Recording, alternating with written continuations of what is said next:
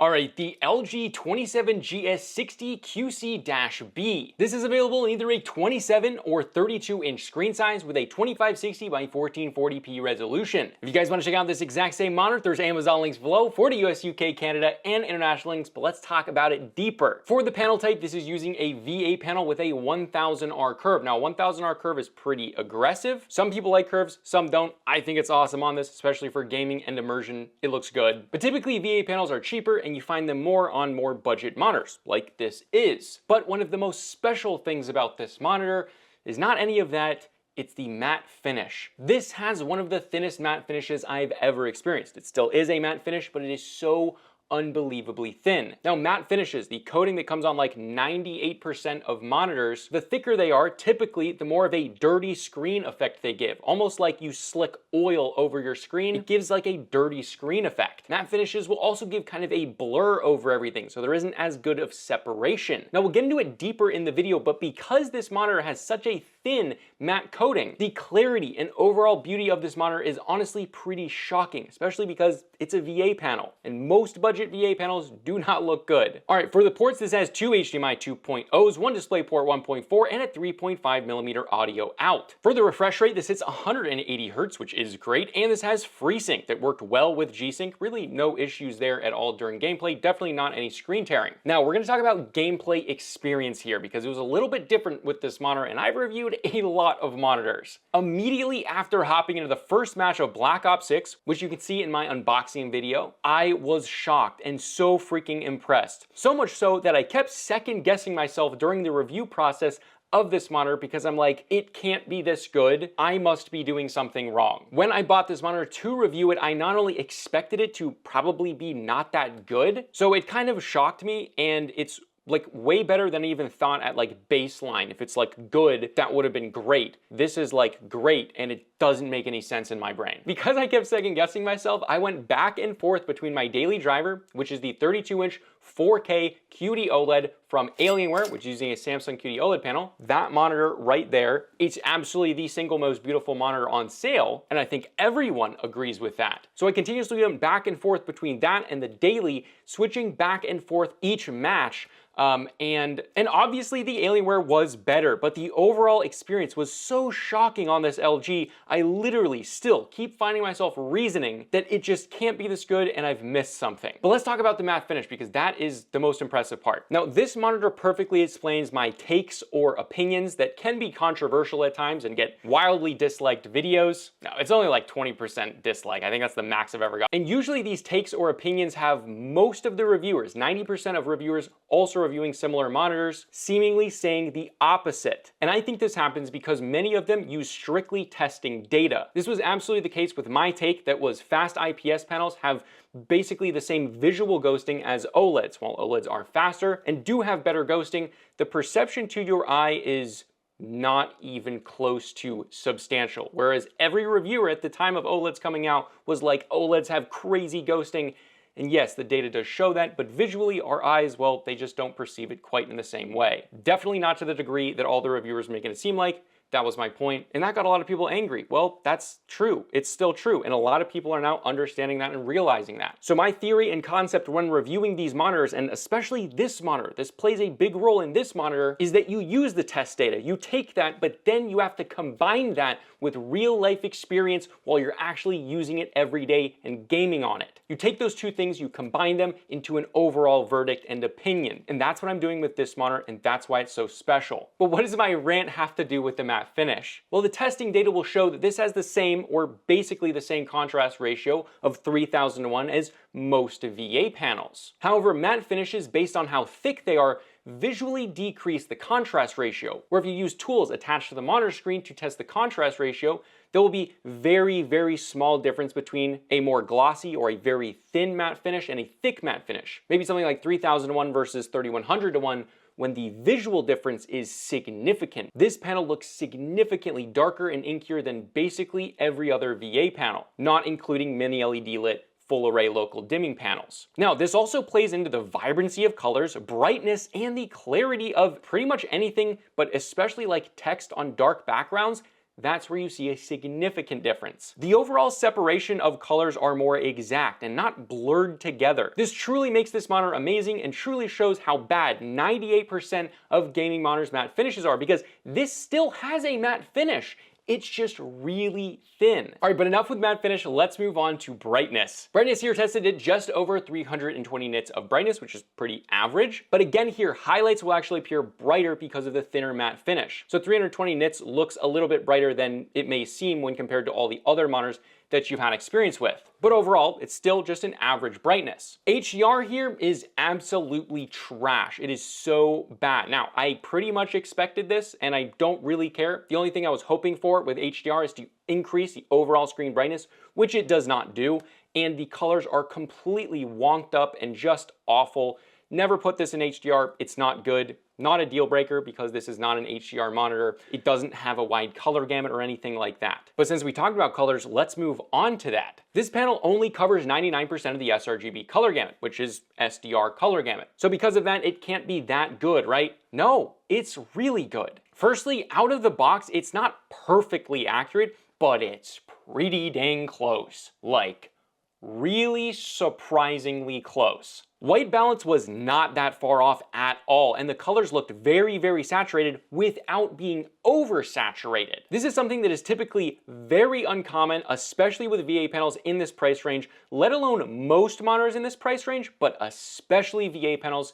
It is rare. Now, while going between this and my QD OLED back and forth match for match, the QD OLED was obviously more beautiful and had more vibrant colors, but it was way closer than I could have ever expected from only an sRGB color coverage, and then the fact that the accuracy was so good. It's hard to understand how good this monitor is just comprehension-wise. Now, for the most accuracy on my panel, yours might be different, although you can try my settings and see how that works for yours. Setting the color temp settings to the custom mode and then moving the slider to the W3 setting, which is the warm 3, it's on the warm side of that color temperature. This made it quite bang on with a 6500 Kelvin target for the white balance. Really, really good. Lastly, with colors, this can output 10 bits of color at full 180 Hz, 1440p. But let's move on to response time and ghosting, because at the end of the day, this is still a VA panel, and VA panels typically struggle with ghosting. And I know what you're thinking, this is gonna be the Achilles heel of this monitor. Well, it's very, very good here for a VA panel. Typical of VA panels, they have much more ghosting in darker areas of the screen than brighter areas, unlike most IPS panels, which are a little bit more uniform. However, in the brighter areas, this thing is fast with a capital F. For a VA panel, this is impressive. This really does have phenomenal motion clarity, especially paired with that 180 Hz, which is, a significant increase over your 144 or 165. Now, in the darker areas, ghosting is apparent. It is apparent. I don't want to make this seem like this is the most crazy monitor, it's the best ghosting. No, this is still a budget monitor. It's still a VA panel. It's very good ghosting for a VA panel, but it still has ghosting in the darker areas of the screen. That being said, it's one of the best VA panels I've tested with ghosting, and at this price point, it's probably the best. Is this a deal breaker? For me, no. If I had the money, this is the first time I think I've ever said this before,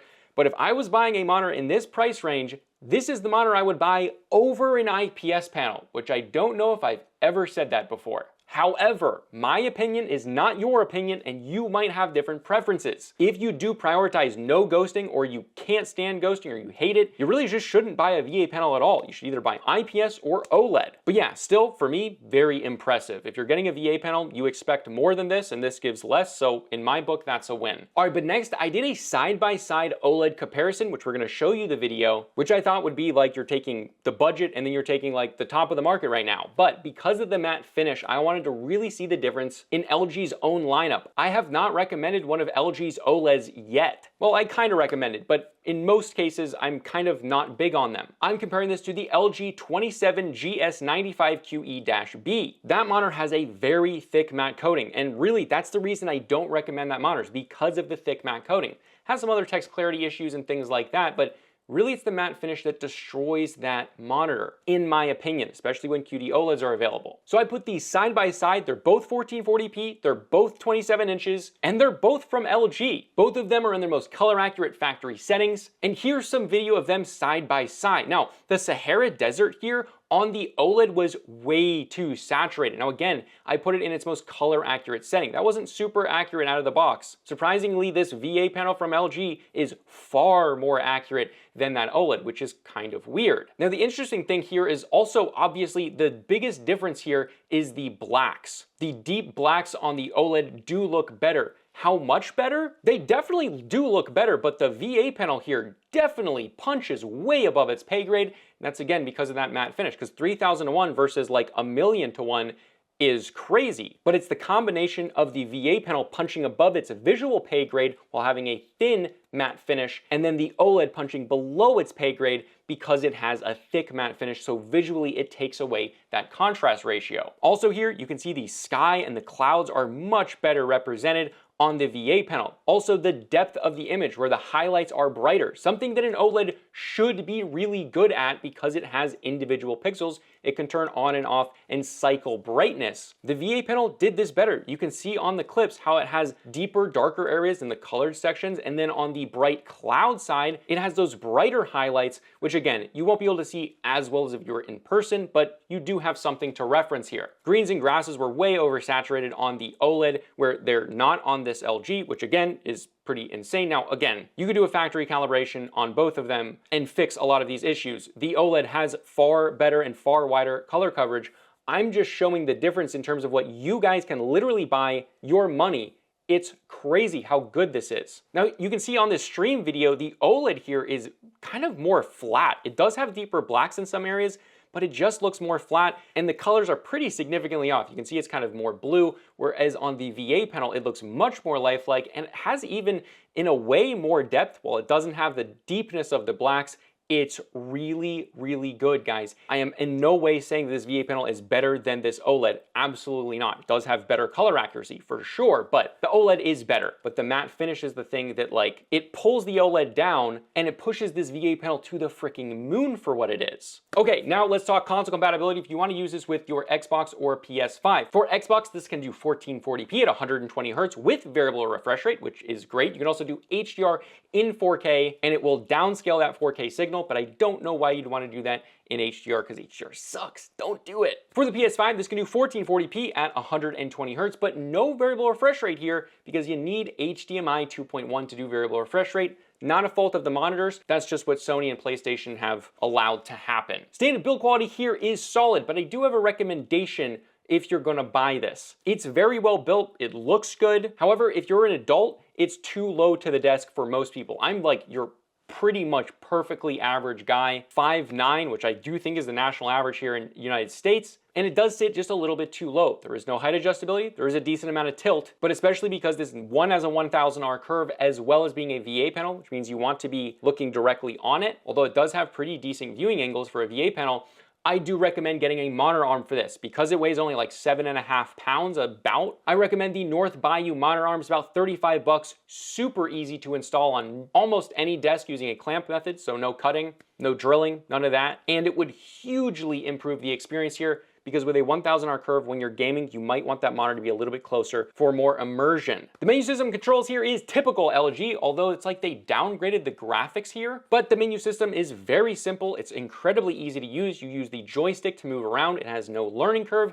and all of the things that you need to go in, control, and change are stupid simple to get to, always accessible, and very fast responding. They have the best menu system in the game, and that's been true for the last 6 or 7 years. For VESA compatibility, this is compatible with 100mm by 100mm VESA mounts. Now, to the most important section of the video, price and value and should you buy. Now, this has a list price of $249.99 for the 27-inch variant, but I've pretty consistently seen this go on sale for around 230 bucks, and on holiday sales, I've seen this go under $200, especially like Black Friday, which it is this week. It's well under $200. If you're looking for a monitor that has really good image quality and you want a 1440p 27 or 32-inch monitor, and this is under 200 bucks, just buy it. It is such an enormous enormous value for that money. At its full price, I do still think it's worth it, but because it goes on sale pretty consistently, or at least it has in the past, I would say wait a little bit for it to go on sale at least a small amount to like around that $230 mark. But this takes the place for my most recommended budget 27-inch 1440p gaming monitor. Again, if you want to check out this monitor, there's Amazon links below for the US, UK, Canada, and international links, and also I'll have the North by You monitor arm down there. Whenever I do these very, very positive reviews, I feel weird about doing them, especially with these budget monitors, because a lot of people online will be like, that's sponsored or that's this. To be clear, in the last year and a half, LG probably hates me because especially with their OLEDs, I've kind of given them pretty bad reviews. This monitor, I love it. I obviously bought it with my own money, and I highly recommend this thing. This is amazing. Completely blew me away. Did not even expect it. Came out of left field. I'm with it though. This is Type C Tech Reviews, and I'll see you guys in the next video.